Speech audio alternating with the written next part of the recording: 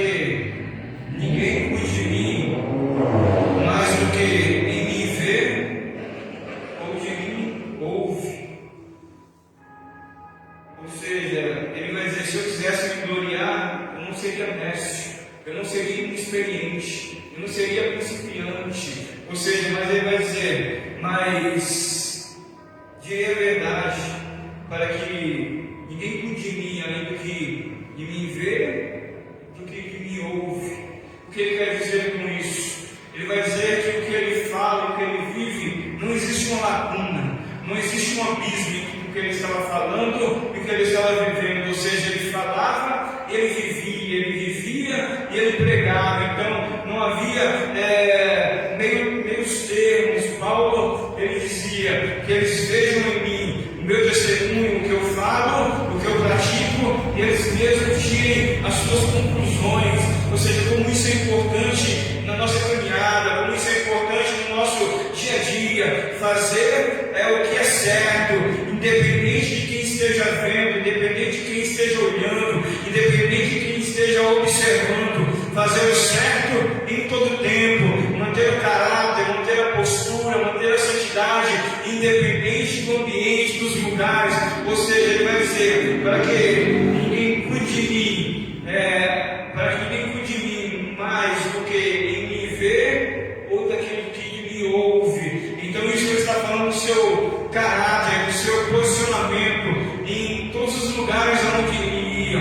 Ou seja, a sua vida, o seu testemunho era a sua mensagem. Que eles não cuidem de mim mais do que daquilo que eles de mim ouvem e daquilo que de mim eles veem. Como isso é importante, como nós aprendemos com o seu testemunho, com a sua vida. Como é importante falar e viver. E aí, o versículo 7, ele vai começar a declarar, ele vai falar de algo que depois da glória, depois de ele falar das experiências, ele vai falar de algumas coisas que marcaram a sua vida. Ou seja, ele vai falar de algumas coisas que foram marcantes na sua história. Versículo 7 nos declara assim: para que não me exaltasse pelas excelências das revelações, foi-me dado um espinho na carne, a saber, um mensageiro de Satanás, para me esbofetear, a fim de não me exaltar. Ele fala de milagres, ele fala de coisas extraordinárias, mas agora ele vai falar de algo que vai trazer dor na sua vida. E nem toda dor é castigo, nem toda dor é para castigo ou sofrimento. Às vezes é para proteção.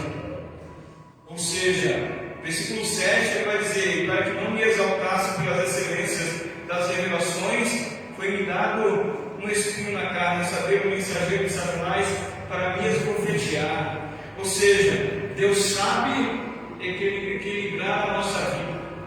Deus sabe equilibrar a nossa vida entre glória e sofrimento, entre lutas e vitórias, entre batalhas e guerras. Ou seja, entre tempo de cantar e tempo de chorar, entre tempo de semear e tempo de colher, entre tempo de abraçar e deixar de abraçar. Ou seja, Deus sabe equilibrar a nossa vida, Deus sabe equilibrar a nossa vida entre bênçãos e fardos. Porque ele fala de glória, ele fala de visão, ele fala de revelação, ele fala de experiência, mas agora ele vai falar que algo que vai trazer dor. Mas esta dor não era para castigo, esta dor era para proteção na sua vida. Então nem toda dor é por castigo, às vezes é só a proteção de Deus. Então ele vai dizer que foi lhe dado um espinho na carne. E o espinho na carne, existem muitas indagações, existem muitas ideias, existem muitas aplicações, existem muitas dúvidas, existem muitas especulações acerca do que seria o espinho na carne. A palavra de Deus não faz questão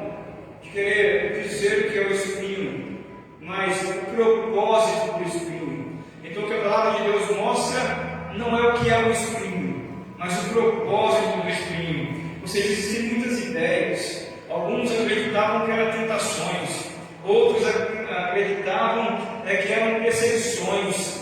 Mas o espinho, quando se fala de espinho, está falando de algo, o objeto pontiagudo. Objeto pontiagudo, ou seja, isso nos fala de algo que fere, isso nos fala algo que machuca, ou seja, o espinho, objeto pontiagudo.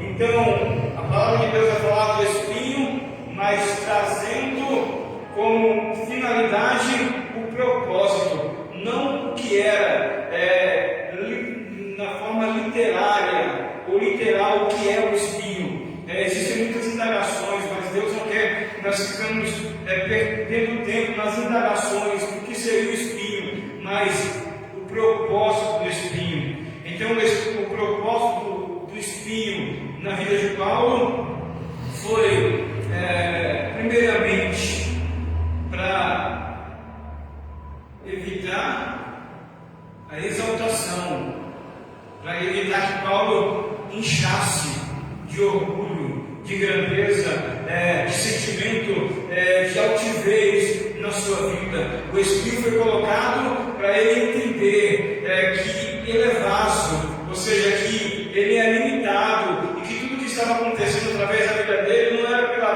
própria santidade dele ou pelo zelo dele, mas era pelo aquele que estava na vida dele, era o Senhor que estava fazendo através da vida dele. Ou seja, então, para que ele não inchasse de orgulho ou de altivez, Deus colocou um espinho para equilibrar. E como é bom caminharmos com Deus nesse estado de quebrantamento. Por quê? Porque quando nós andamos no estado de quebrantamento, não é a nossa vontade, é a vontade de Deus.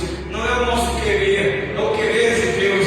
Não é aquilo que nós achamos, não é aquilo que nós idealizamos, mas é o que Deus estabeleceu na sua palavra para a nossa vida.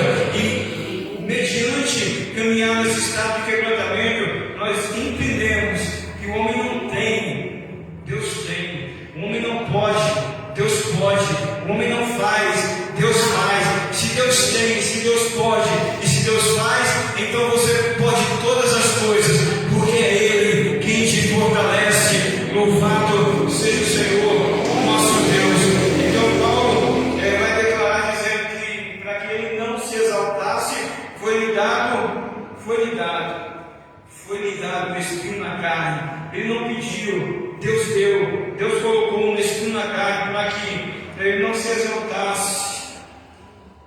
E esse espinho foi para um mensageiro de Satanás para esbofetear. Ele vai dizer a fim de não me exaltar. Isso nos chama a atenção, porque por muito menos os homens se exaltam. Os homens se exaltam por causa das virtudes, por causa dos dons que recebem de Deus, por causa da maneira que Deus usa, da espiritualidade que se tem,